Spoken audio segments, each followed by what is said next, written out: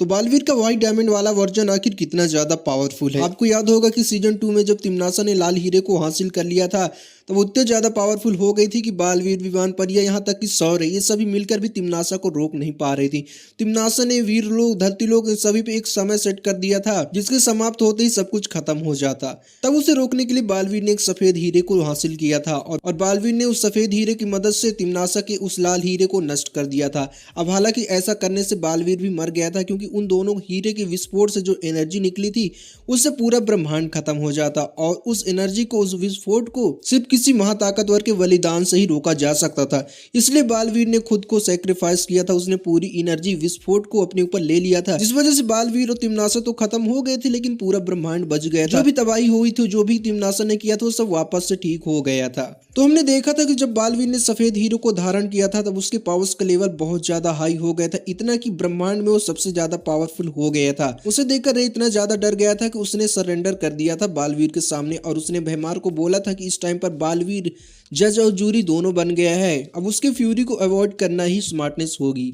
और उसने सरेंडर कर दिया था और बालवीर को जाने दिया था। तो आखिर उस टाइम पर बालवीर कितना ज्यादा पावरफुल हो गया था। तो देखो यारो, व्हाइट डायमंड धारण करने वाला बालवीर परम न्यायकर्ता और ब्रह्मांड की सबसे प्रचंड शक्ति का साक्षात स्वरूप है। इस वर्जन की शक्ति का स्तर इतना व्यापक है कि यह किसी भी कल्पना से परे है। तो हम इसको रेड डायमंड के संदर्भ में इस तरह से समझ सकते हैं।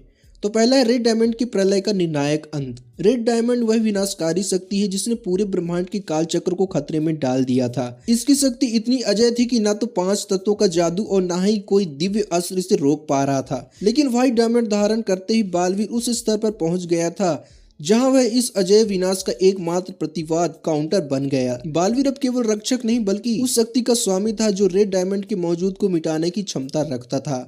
दूसरा है अनंत शक्ति और जज व जूरी का स्वरूप। जब बालवीर ने व्हाइट डायमंड को धारण किया था तो उसका व्यक्तित्व पूरी तरह से बदल गया था। वह शक्ति के उस शिखर पर पहुंच गया था जहां वह स्वयं जज और जूरी बन गया था। इसका अर्थ है कि अब ब्रह्मांड का न्याय किसी नियम या जादू के अधीन नहीं बल्कि बालवीर के निर्णय के अधीन था। उसके पास यह शक्ति थी कि वह किसे अस्तित्व में रखना है और किसे मिटा देना है, इसका फैसला स्वयं कर सकता था। तीसरा, प्रचंड क्रोध, the fury of Baalveer. Baalveer का वह स्वरूप इतना भयानक और ओजस्वी था कि उसके शत्रुओं को तुरंत समझ में आ गया था, तुरंत आभास हो गया था कि उसे रोकना अब नामुमकिन है। बालवीर ने स्पष्ट कर दिया था कि शत्रुओं ने ब्रह्मांड की अनंत शक्ति को निगलने के लिए अपना मुंह खोलकर अपने जीवन की सबसे बड़ी गलती की है। जब रे और भैमान ने बालवीर को रोकने की कोशिश की थी तो बालवीर ने उन्हें बोला था कि उन्होंने ब्रह्मांड की अनंत शक्ति को निगलने के लिए मुंह खोला है, अब इसमें वो खुद ही समा जाए। तो उसे देखकर रे बहुत ज्यादा डर गया था और तभी उसे समझ में आ गया था कि बालवीर को रोकना असंभव है, इसलिए उसके रास्ते से हट गया था। और उस अनंत ऊर्जा के सामने शत्रु केवल एक तिनके के समान थे जो उस प्रचंड ज्वाला में खुद ही भस्म हो जाते।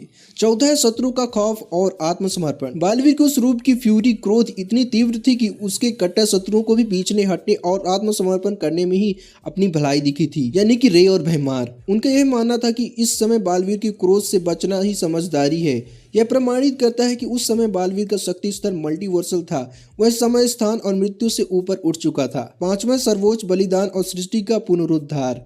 इस वर्जन की महानता केवल युद्ध जीतने में नहीं थी बल्कि उस ऊर्जा को संभालने में थी जो पूरे ब्रह्मांड को निगल सकती थी। रेड और व्हाइट डायमंड के मिलन से उत्पन्न महाविस्फोट को अपने भीतर लेकर बालवीर ने यह साबित किया कि वह अजय है, क्योंकि उसने उस विस्फोट को सहा जो ब्रह्मांड मिटा सकता था।